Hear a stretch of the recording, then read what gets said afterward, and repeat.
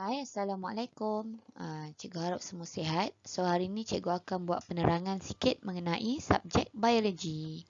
Jadi, siapa yang minat nak masuk 4 sains tu, salah satu subjek yang kamu akan ambil adalah biologi. Jadi, sebelum tu, kita berkenalan dulu dengan cikgu yang ajar biologi. Yang pertama, Cikgu Munirah. Yang kedua, saya sendiri, Cikgu Syuhada.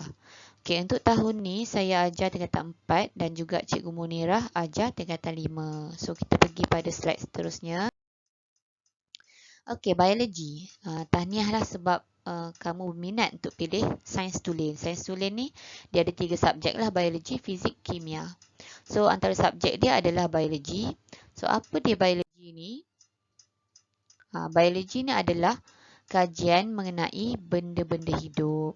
So, benda hidup ni macam contoh nampak gambar ni, ulat. Okey, nampak gambar semut, manusia. Lepas tu ada gambar cendawan ni. Jadi biologi ni dia adalah satu cabang ilmu yang dia mengkaji macam mana benda hidup ni survive dalam dunia ni. Macam mana dia membiak, macam mana dia membesar, macam mana dia bertumbuh, macam mana dia membahagi dan sebagainya lah. So, kalau kamu minat benda-benda macam ni, benda hidup, kamu sesuai lah ambil biologi. Okay, next. Biologi KSSM dia ada 5 tema. Tema yang pertama, asas biologi. Tema kedua, fisiologi tumbuhan berbunga. Tema ketiga, pewarisan dan teknologi genetik. Tema keempat, fisiologi manusia dan haiwan.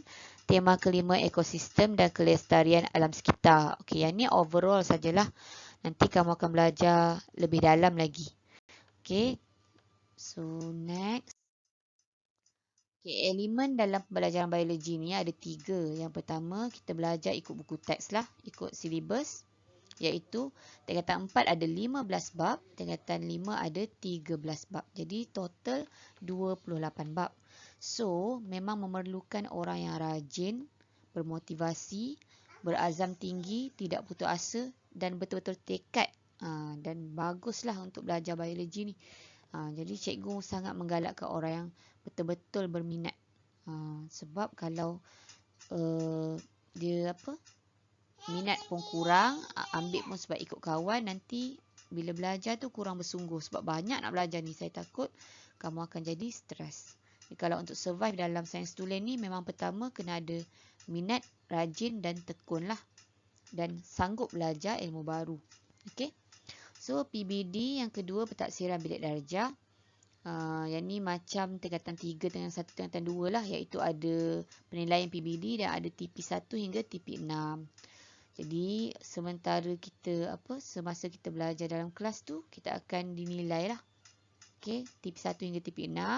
Lepas tu ada juga buat eksperimen dan buat laporan amali. Laporan amali ni pun mempengaruhi kamu dapat TP1 ke, TP2 ke, TP6 dan sebagainya. Okay, yang ketiga, elemen dia adalah project based learning. Maksudnya, cikgu akan bagi tugasan pada kamu. Kamu akan buat projek dan folio. Yang ni akan dinilai 2 projek setahun. Okay, markah PBL ni akan dikira 10% untuk peperiksaan akhir tahun. Maksudnya akhir tahun nanti 90% adalah soalan markah peperiksaan, 10% adalah markah PBL. Okay. So next. Okay, ini elemen pembelajaran tingkatan 4 dan tingkatan 5. Kamu nampak ini bab-bab dia lah. Pengenalan pada peraturan makmal, biologi sel, pergerakan bahan, melintasi membran plasma dan sebagainya ni. Yang ni boleh baca dalam buku teks nanti. Ada 15 bab semuanya. Tingkatan 5 pun sama, dia belajar pasal tumbuhan. Kalau cikgu nak simpulkan, tingkatan 4 ni dia banyak sentuh pasal haiwan. Tingkatan 5 ni dia banyak sentuh pasal tumbuhan. Okey, seterusnya. Elemen 2 iaitu PBD. Ini macam yang kamu selalu buat dengan 1 sampai dengan 3 semasa proses PDP. Kita akan taksir kamu untuk TP1 hingga TP6. Sama ada kita bagi tugasan individu, debat ke, sketsa ke, pementangan ke dan sebagainya. Melalui kuis, melalui projek, portfolio, ujian bulanan dan sebagainya. Dan dapatlah TP1 hingga TP6 yang dinilai oleh cikgu yang mengajar. Okay? So, next. Untuk PBD, pengetahuan semasa pembelajaran. Lepas tu kena buat amali dan laporan dia. Tingkatan 4 ada 12 eksperimen wajib. Tingkatan 5 ada 9 eksperimen wajib. So, kena buatlah eksperimen dan laporan. Dan seterusnya, pentaksiran semasa sesi pembentangan, pembentangan projek, soal jawab dan perbincangan amali. Ni semua ni akan dinilai untuk PBD kamu TP1 hingga TP6. So, saya harap fahamlah setakat ni. Okay, next. PBL ataupun Project Based Learning. Maksudnya cikgu bagi projek, kamu kena buat projek tu dan folio. Contoh dia, dulu saya buat projek herbarium dan juga penjerukan. Maksudnya student tu kena buat jeruk lah. Jeruk betul. Lepas tu kena tulis folio dan present jeruk tu pada saya. Bentang jeruk tu pada saya. Buat video dan sebagainya lah. 10% markah untuk akhir tahun. Sama ada berkumpulan atau individu, yang ni cikgu yang akan tentukan. Tapi folio mesti individu, tulisan tangan dan kos ni ditanggung oleh pelajar. Okey. Next, contoh produk PBL. Sama ada tengok buat permainan boleh, perisian, buat projek, buat khidmat masyarakat, buat model dan sebagainya lah. Okey. Faham ya? Next. Format kertas peperiksaan ada 3 paper, ada 3 kertas peperiksaan, kertas 1, 2 dan 3.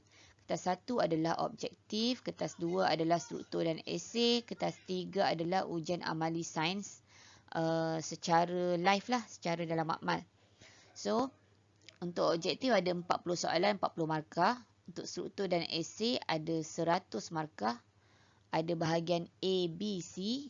A adalah struktur, B adalah soalan esei, pilih satu dari 2 soalan, dan C adalah satu soalan esei wajib jawab. Esei 20 markah, so 40. Struktur 8 soalan, 60 markah, so 40 campur 60, total adalah 100 markah untuk kertas 2.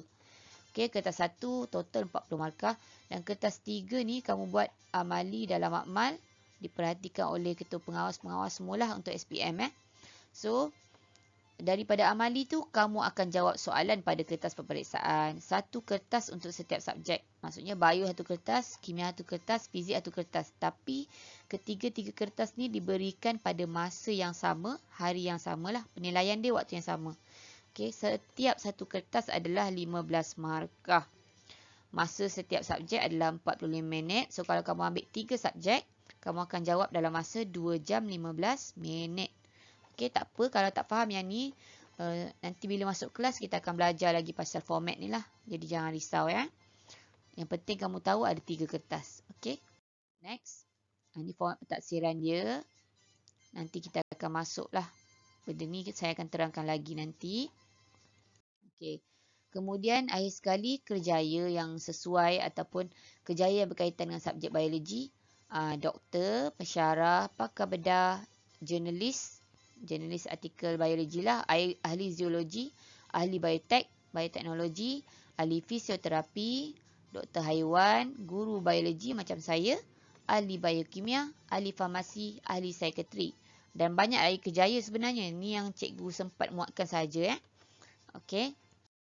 Saya rasa itu saja untuk pengenalan. Jadi kalau kamu memang minat dengan benda-benda hidup dan apa saja proses yang berlaku dalam benda hidup, kamu sesuai untuk ambil biologi. Yang penting bersemangat, jangan putus asa, rajin dan tekun untuk belajar ilmu baru. Kalau tak rajin, kalau setakat minat je, dia tak boleh. Dia kena ada 3 elemen tu. Rajin, minat dan bersungguh-sungguh. Okey, kita jumpa dalam kelas biologi nanti. Dan jika kamu masuk 4 sains lah ya. Okey, terima kasih. Assalamualaikum.